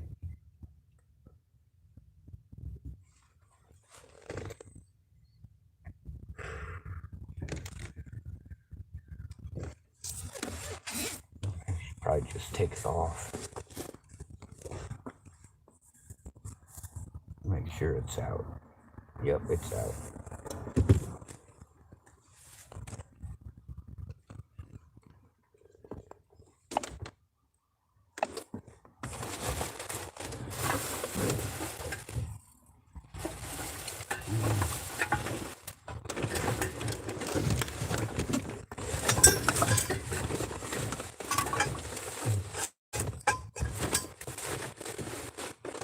Anyway, I also don't have anything capable of cutting through this thickness of tubing.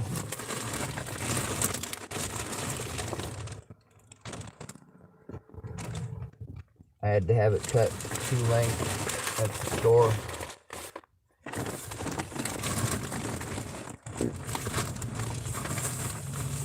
Is this it? Nope. I think what I'm looking for is brown pencil.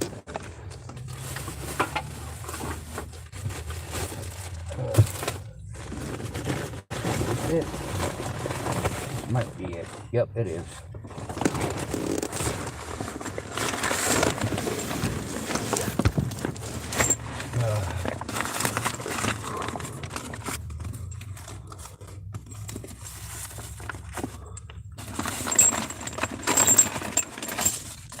See, these are BBs.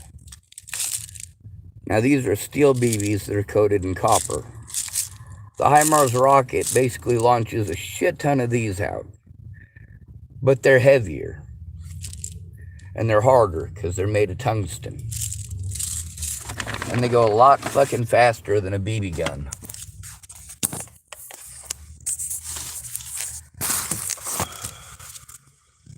God, my back is itching.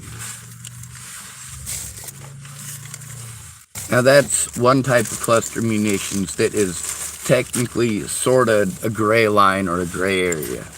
As long as it's not nuclear, most people don't give 2 shits. As long as it's not depleted uranium and it's some other sort of metal, it's magically okay. But also, it's not going to blow up after the fact, is it? If you've got a steel ball that goes into the ground, it's still a steel ball, even if it's rusty. You're going to have a lot of problems finding a way. Even if you tried your hardest, you would have to, well, literally reload it into a BB gun and shoot yourself with it in order to impale yourself with such a thing. Now, this is one of the great things about the HIMARS system, and one of the reasons that the Ukrainians love it so much. It's anti-personnel, as well as being anti-materiel, which would be, anti-personnel would be anti-people. And anti-materiel means it goes after logistical objects like lightly armored tanks or other rocket systems or any trucks or jeeps or anything of that nature that might be in the general vicinity, anything that's around it.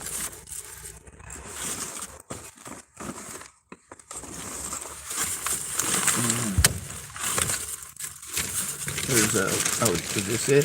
No, that ain't it.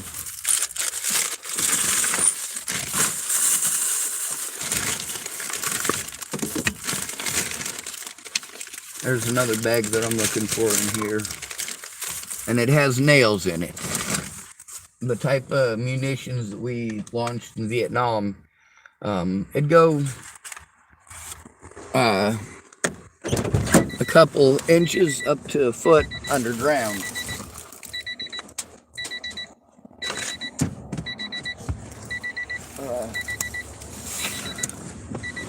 Got ashes in my drink.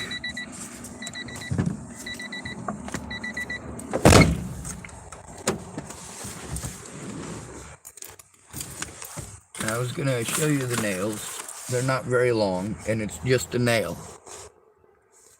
Now they'd ship them over there, and they'd get into the heat and the humidity, and all of the little fletchets, which is what they call them.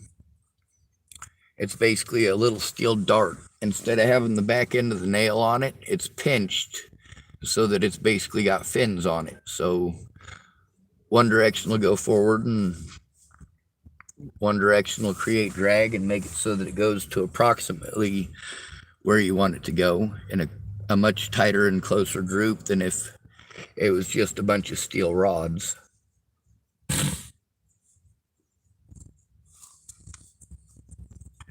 But the thing is, with those steel rods, not everything that they hit is going to be soft ground. It's going to hit rocks. Some of those are going to ricochet off of trees or hit something sideways and bounce off of it. They're still sharp. And that orange stuff that comes out with it, it's called rust. If you step on one of them in a third world country, you might die of tetanus. Something that Americans don't have to worry about. Unless their parents are religious fanatics who believe that God will fix it if he wants it.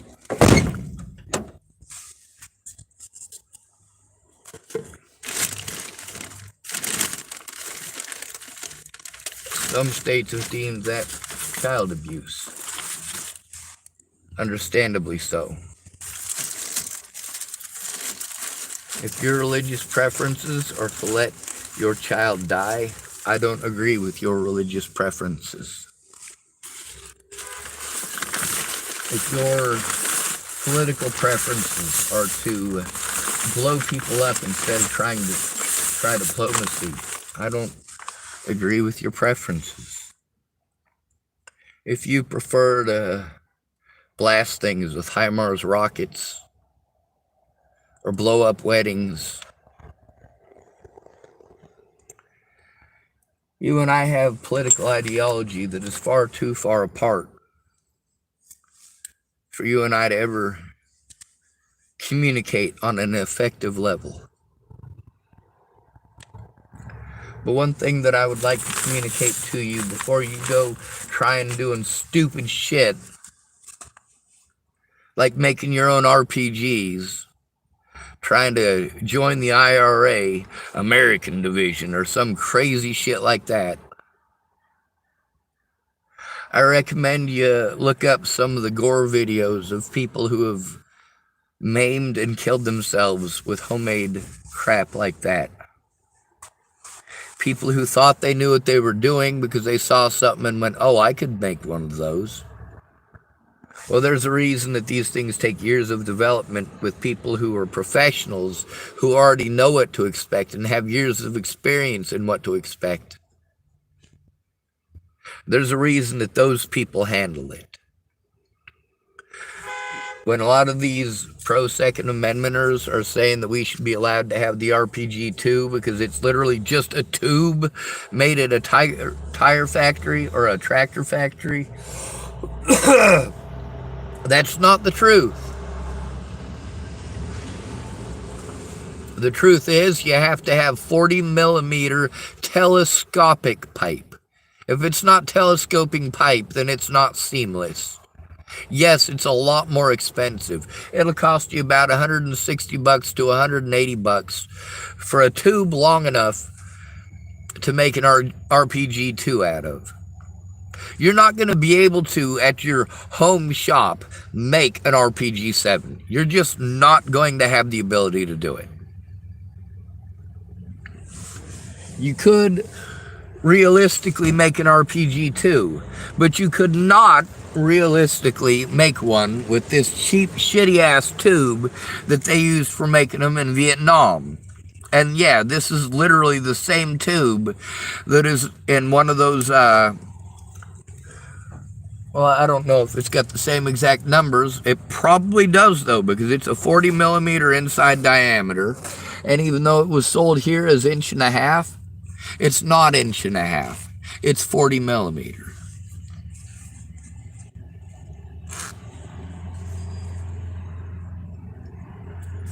Now they have what's called a banded RPG, and basically what they do is they take a telescopic tube like this, and then they take a bigger tube and slide it over the outside in the area where the blast is.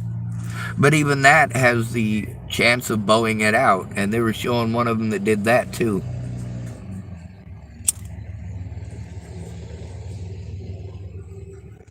That one actually killed the guy. It bowed out on both sides because the internal tube had a seam on one side, and then the other seam was pointed up, and when it all spread out, it knocked him in the side of his head and killed him.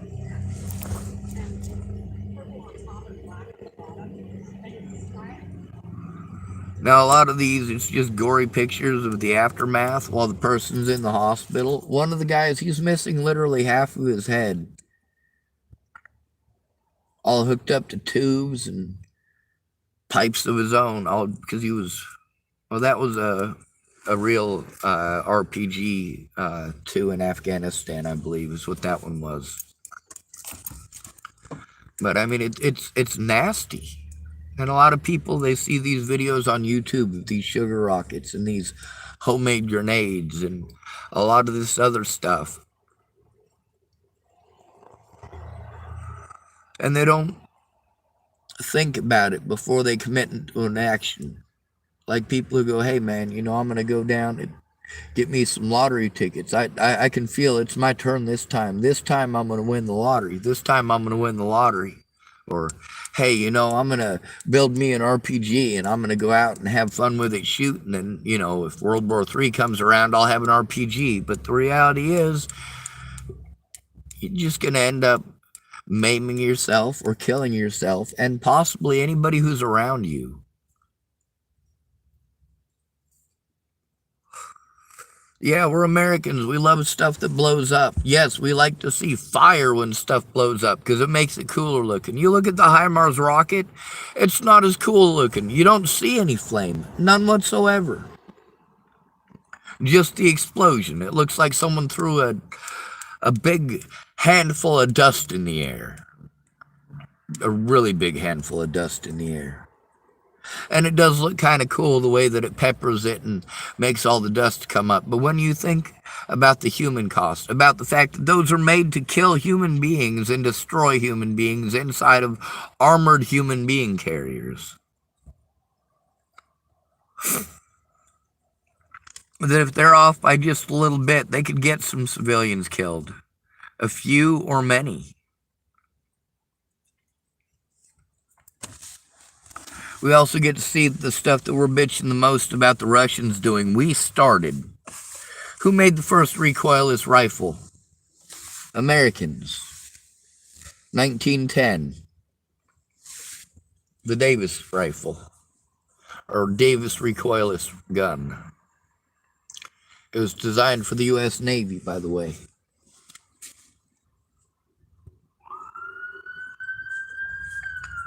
Now we've got a modern system called the Matador, made in Europe. Was originally designed to help insurrectionists have a low-cost piece of equipment that would still be effective. Later on, the Matador was basically a sized-up version of the thing, but you can fire it indoors because it has a different backblast area pattern because it fires out a bunch of little plastic flakes. They're flat, so they catch air. One type of one type of shrapnel that's used when people want to basically inflict damage, but they want to keep it enclosed, is flat projectiles.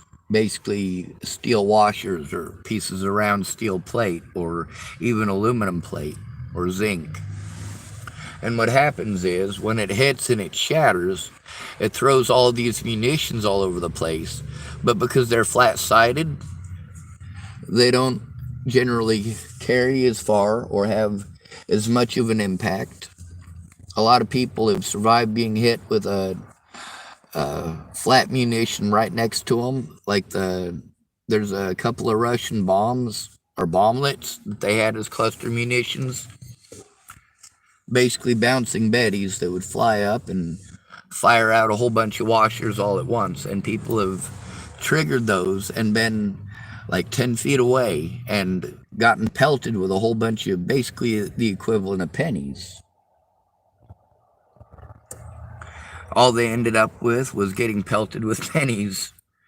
It didn't do any damage to them whatsoever, except for the annoyance of having to pick it out of the pockets and picking it out of your whatever it is that hot metal is touching. And it is going to be hot. Don't have any imagination about that. It's going to be hot.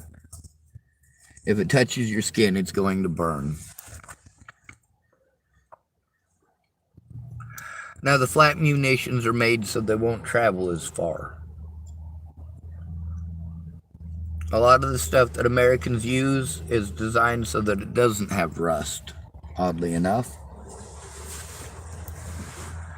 We like to build stuff with aluminum and copper and titanium and depleted uranium. But we don't do the German thing. The Germans, they always use steel core rounds. Sounds kind of crazy to the Western world. Now we have tungsten core rounds and tungsten tip rounds.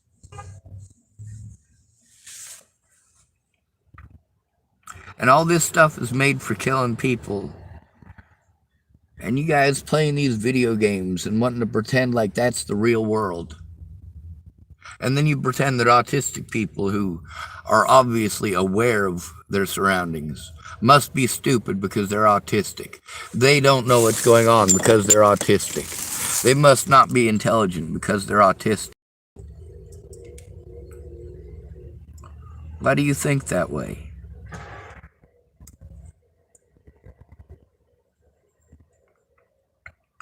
Why do you think it's okay to harm us in the way that you do?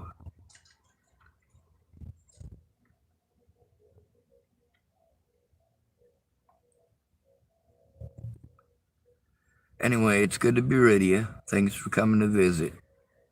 Stay out of trouble or don't get caught. Remember, you are your brother's keeper, and your sister's too, and no victim left behind.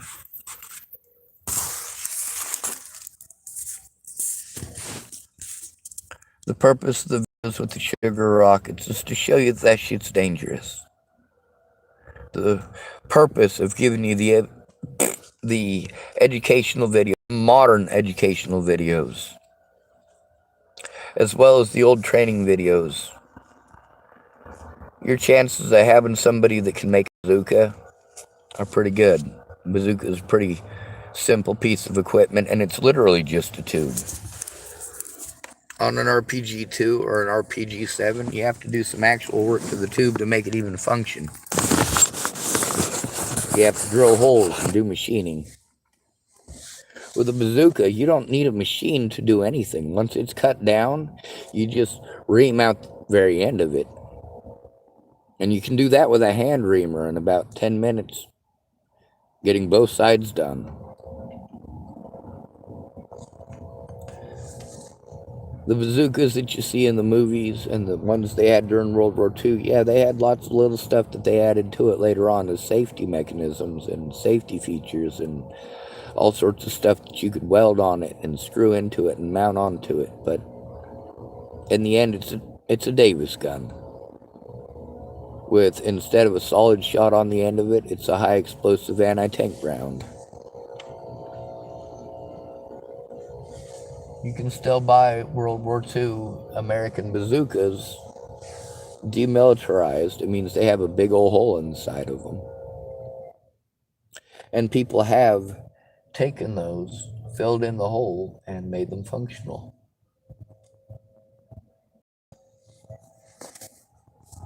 There's also videos of what happens when that goes wrong. There was one guy, he decided to put a plate in there, right? And he put a rod that was exactly 40 millimeters in there. This isn't on a bazooka, this is on one of the RPG ones, but the same concept. So he takes the hole that's in it, and he puts this piece of tubing, probably similar to this, in that place. This tubing is actually thicker than the Russian RPG-2. That means it has a bigger outside diameter, but the same internal diameter. That means that anything made in Russia for an RPG-2 will not fit, except for the trigger grouping. And they have to have at least some parts modified to make that function. So this guy welded in this hole, right? Made sure that he bored it out so that it was perfect on the inside and it was all safe. And then he put this tube around it with a little cutout so it would go around the trigger grouping. And then he spot welded it in a couple of places where he had drilled holes into this piece of this tube that goes around the outside, and he basically just poked the little welder into the hole. Instead of it being a screw hole, he just put the welding rod there. Now when this thing exploded, and it did explode, it exploded just where the thing was welded to the other metal. It broke along there, around the weld, and then to the next weld, and around that weld. When you go modifying something like that, there's a reason that they demilitarized it the way that they do. It's because any fucking jackass is going to know you're not going to remilitarize that thing. You're going to fucking hurt yourself. Don't be a dumbass. This is not a situation where you want to say, hold my beer. Not as in, I've been drinking, hold my beer while I do something stupid. No, you're going to want to have them hold the beer in a different way, as in no alcohol consumption. Please use your fucking brain. Don't go out drunk and make something in your backyard and blow yourself and your kids up. And also try to understand the differences between the cluster munitions, why they're being used, and what the purpose is. The Ukrainians have a lot less population, and the Russians have a lot bigger military. So for the Ukrainians, they have to do some pretty dirty tricks. They have to try to get as many Russians out of the fight as possible. They have to make sure that this war of attrition costs far too much for the Russians for it to be worth their while anymore.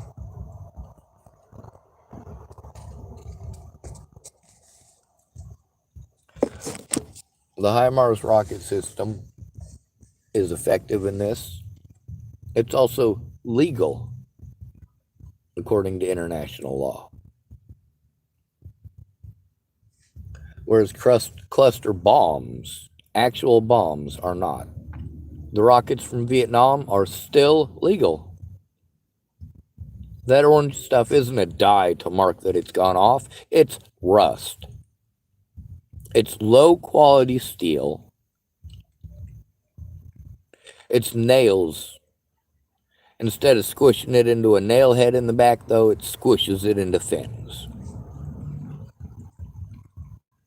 But there's no explosive in it. It fires out of the rocket, and then the cluster opens up. Now, some of the rockets in Vietnam didn't open up like that immediately on coming out like they were supposed to. Some of them were specifically designed so they did have an explosive propellant charge in them, but they're allowed to do that. What they're not allowed to do is make explosive propellant charges in every single one of those little fletchets, and why would they? You fire it out the same way as you would fire out any other canister or grape shot. One charge behind a whole bunch of them that are wrapped up in something like paper. Something that's going to fall apart immediately upon leaving the barrel. When I say this is stuff that you're capable of doing, that doesn't mean that I'm encouraging you to be a dumbass. Good to be rid of you. Thanks for coming to visit. Stay out of trouble or don't get caught. Remember, you are your brother's keeper and your sister's too. And no victim left behind. Don't be a dumbass.